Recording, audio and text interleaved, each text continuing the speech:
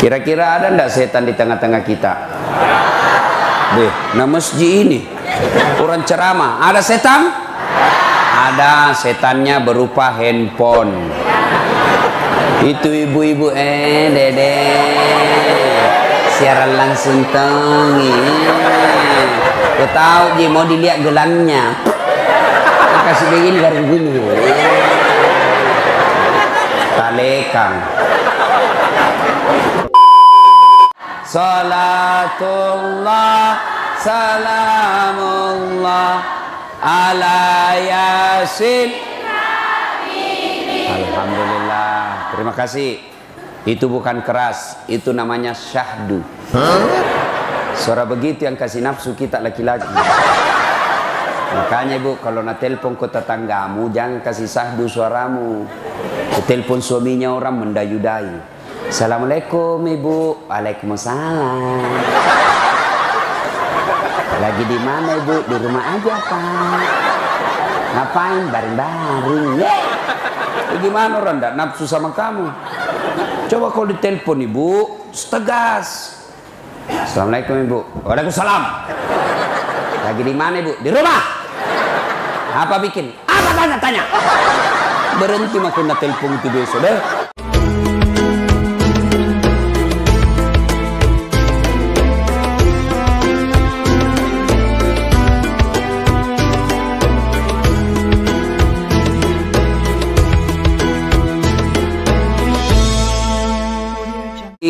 Bu, kok kira enak ini di dunia kalau tidak ada polisi? Hah? Rumahmu dirampok, suamimu dibunuh, anak gadismu diperkosa, hartamu dijarah, habis kau lari ke polsek. Tolong pak polisi, kejar pelakunya, tangkap pelakunya. Apa nak bilang polisi? Mohon maaf, baru saja polsek bubar. Apa? Melapor kau kemana?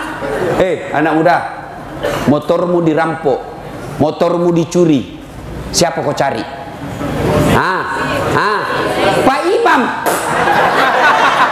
Apa nak tahu Kang Imam? Saya pergi ceramah, macet, tidak bisa jalan mobil, mau maju tidak bisa, mau mundur tidak gerak. Saya baca surah Yasin 2 kali. Tidak goyang-goyang. Saya baca ayat kursi, ku baca-baca, tidak goyang. Begitu datang polisi lalu lintas, jalan. Saya tadi dari Masamba, saya perkirakan jam 8:30 baru tiba. Karena dikawal polisi, belum isya sudah sampai di sini. Bapak panitia mestinya terima kasih sama polisi. Gara-gara polisi saya cepat sampai di sini. Kalau tidak lama ki menunggu. Bukan kaleng-kaleng tadi polisi. 3 kawal polisi, 3 dari Sidrap, dari Masamba, dari Palopo. Piu piu piu. Baik, ku tutup mami mataku saya. Yang penting sampai ke cepat. Toh? Makanya jangan musuhi polisi. Pun kalau ada yang minta-minta uang di jalan, biar anak SMP na minta juga, itu polisi film India, Mr. Pijay. Kau larang polisi menerima sogok di jalan, tapi kalau kau melanggar, tolonglah pak. Itu terutama ibu-ibu, menyala weser kanan belok kiri, bagaimana ndak pusing polisi? Siapa lagi yang bisa mati dalam keadaan kafir? Siapa? Hobbi aklil haram, mereka yang suka makan makanan haram. Siapa? Mereka yang terima serangan fajar waktu pilcaleg kemarin. Ya mana nyihe? Wani piro? Datang caleg A na minta, datang caleg B na minta. Kau makan itu uang haram.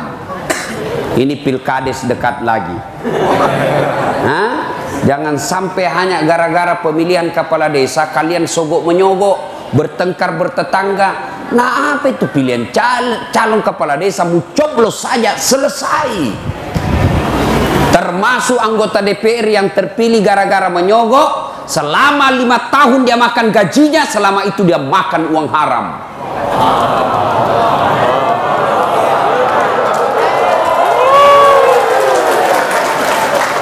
begitu disidrap?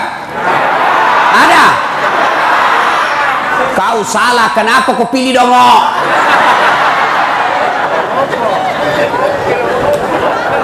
Kau larang orang masogok, tapi kau tulis di rumahmu siap menerima serangan fajar.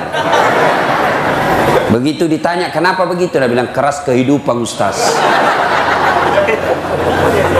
Wa qala idan, Allah kemudian berfirman, bismillahirrahmanirrahim, ya ayyuhalladzina amanu dukhulu fis silmi kaffatan wa la tattabi'u khutuwatis syaitan innahu lakum adu mubin. Wahai orang-orang yang beriman, masuklah engkau ke dalam Islam secara sempurna dan janganlah engkau ikuti langkah-langkah setan, karena sesungguhnya setan itu musuh yang nyata bagi kalian.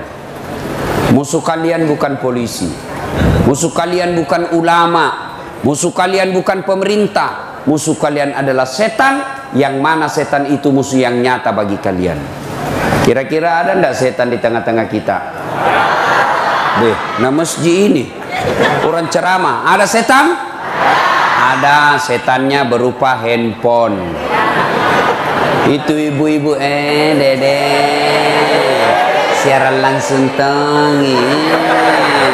Kau tahu dia mau dilihat gelangnya, kasih begini garing gini. Talekang. Bu, simpan dulu HP, simpan dulu. Simpan dulu. Jangan ada siaran langsung. Simpan dulu ya. Karena selama kau pegang HP pasti tidak konsentrasi dengar ceramah. HP-mu kau lihat. Simpan dulu.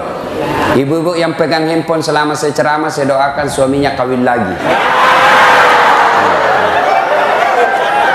Hoi. Simpan dulu. Nonton siaran langsung di Facebook. Baru 5 ji penontonnya.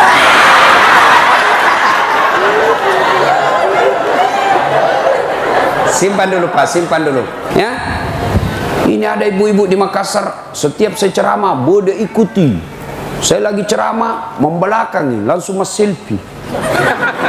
Baru nak tulis latar belakang das atlatif. Kira saya background. Sudah saya ceramah nak kejar Kang ibu-ibu di saya fansku.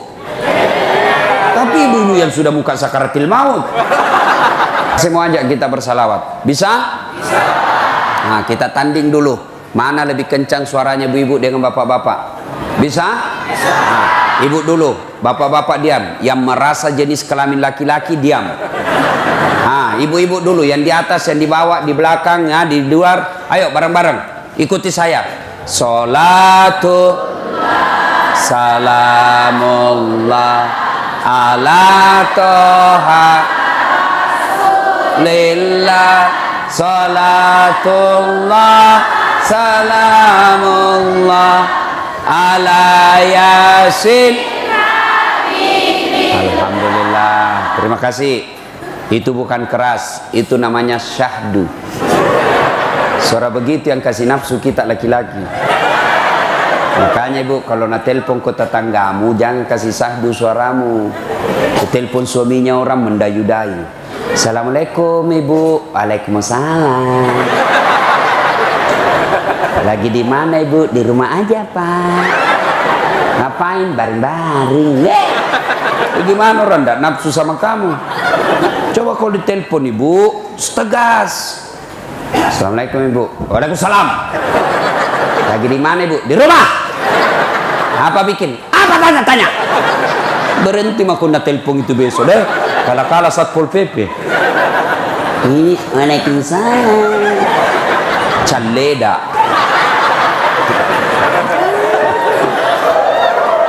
Ibu-ibu diam. Kita dengar ini bapak-bapak.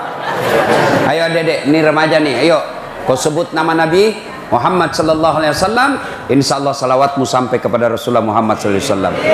Siap, kata Nabi, siapa yang bersalawat kepada aku, maka aku bersalawat pun kepadanya 10 kali lipat. Salatullah salamullah ala toha rasulillah. Salatullah salamullah ala yasin. Alhamdulillah, terima kasih, kencang semua ya. Ibu bapak, saudara-saudara sekalian, teristimewa Bapak Kapolres beserta ibu dan seluruh jajaran Polisi Republik Indonesia yang ada di tempat ini, Bapak Bupati yang mewakili beliau, alim ulama, panitia, dan insya Allah dimuliakan dan dirahmati oleh Allah Subhanahu Wa Taala.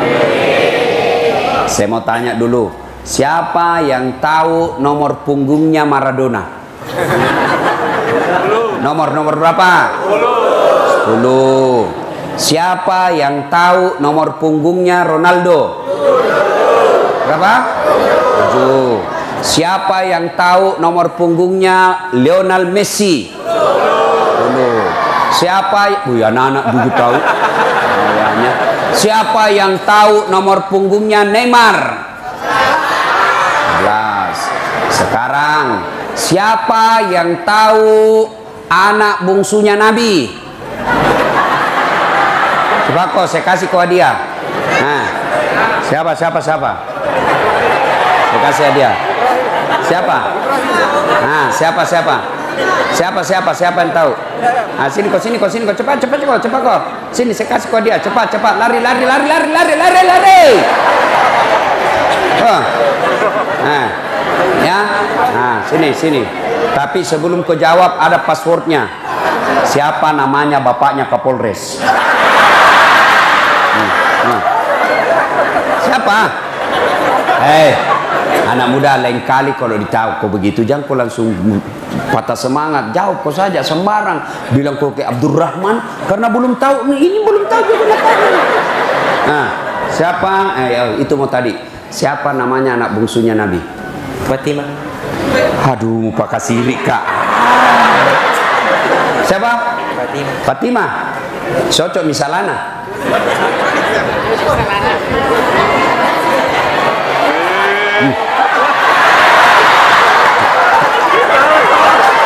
Kesalai. Salah. Duduk mangko. Jabat tangan dulu. Nah, duduk mangko. Beda itu uang Kapolres dengan uang Ustaz. Ayo, siapa yang tahu anak pertamanya Nabi? Hah? Siapa?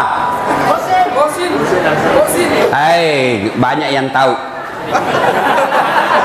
Habis kalau saya kasih ke semua hadiah, mesti angkat tangan baru ke sini. Ya, siapa yang tahu berapa jumlahnya istrinya Nabi? 11. Berapa? 11. Coba, siapa yang tahu berapa anaknya Nabi?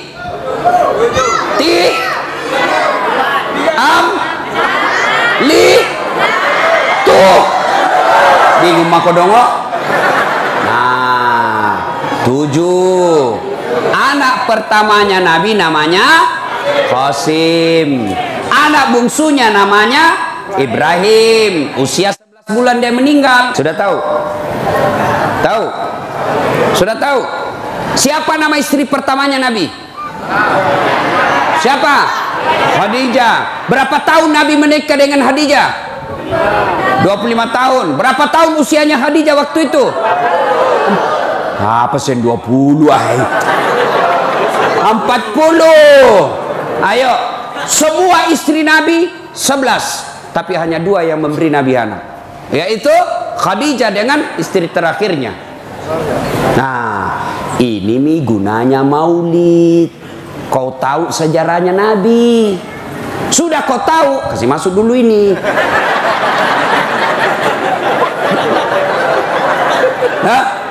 Nah, maulid kita dengar sejarah Nabi.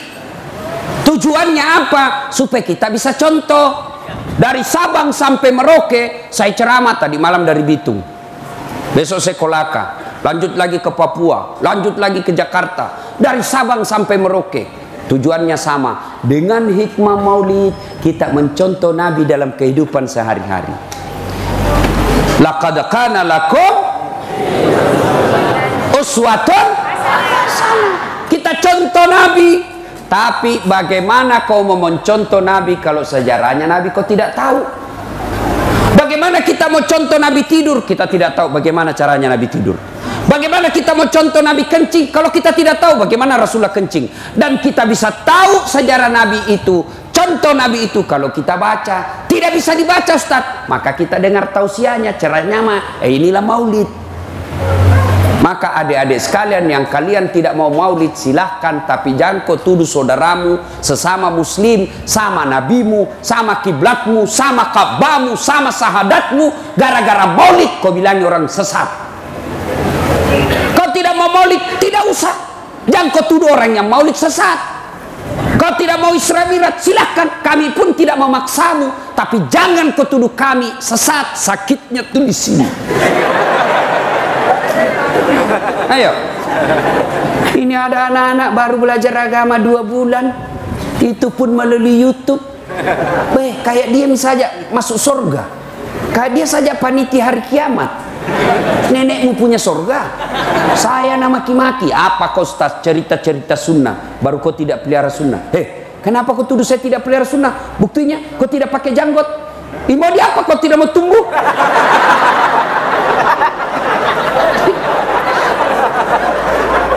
Nah sekarang apa yang salah dengan maulid ini? Apa yang salah? Dengan maulid kita dengar pembacaan ayat suci Al-Quran. Mana ayat yang melarang mendengarkan rame-rame ayat suci Al-Quran? Dengan maulid kita bersilaturahmi. Yang tadinya kita tidak tahu Pak Kapolres, yang tadinya kita tidak tahu istri beliau, datang di tempat ini kita sudah tahu. Yang tadinya cuma melihat Ustadz Das'ad di YouTube, yang tadinya hanya melihat di WhatsApp, di medsos Ustadz Das'ad, sekarang kita lihat aslinya. Yang saya tidak suka begitu lihat aslinya, bicu mau pale. Kecil aja orangnya. Yang paling menjengkelkan lagi ada tadi saya lewat, ada ibu-ibu dia bilang, itu juga bajunya waktu di YouTube.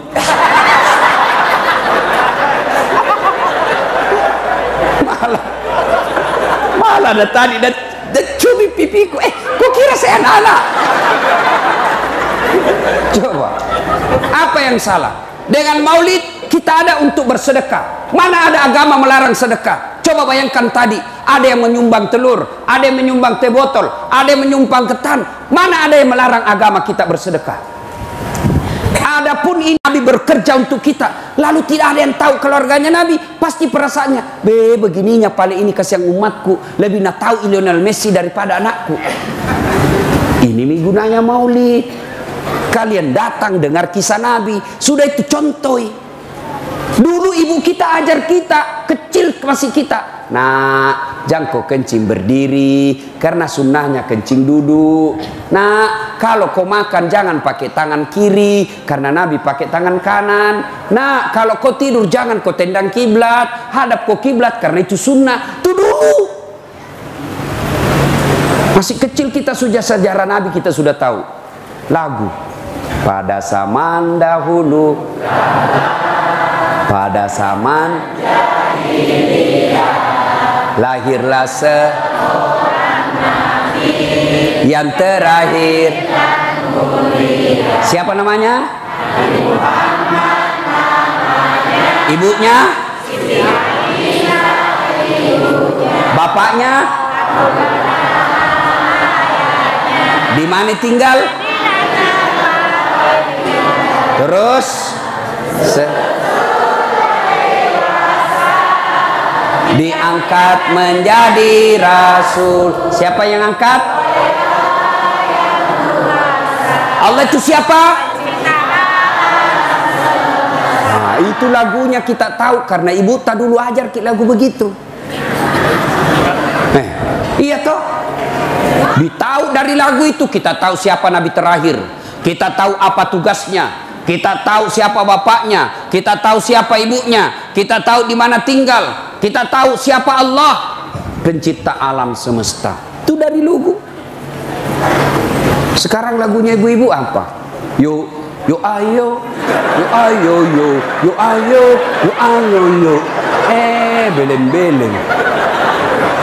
Agustus itu cak pilih, cak kindi-kindi. Putar ke kiri, nah. La ilaha illallah. Ini semua ini kerjanya. Sudah tua cak kindi-kindi. Gini olahraga 1, 2, ada bapak-bapak di belakang 3. hancur. Nah, sudah maulid kita sudah tahu, jangan lagi begitu. Ya, itu gunanya maulid. Ya. Nah, nonton Bapak, sudah itu kau nonton, jangan lupa like and share.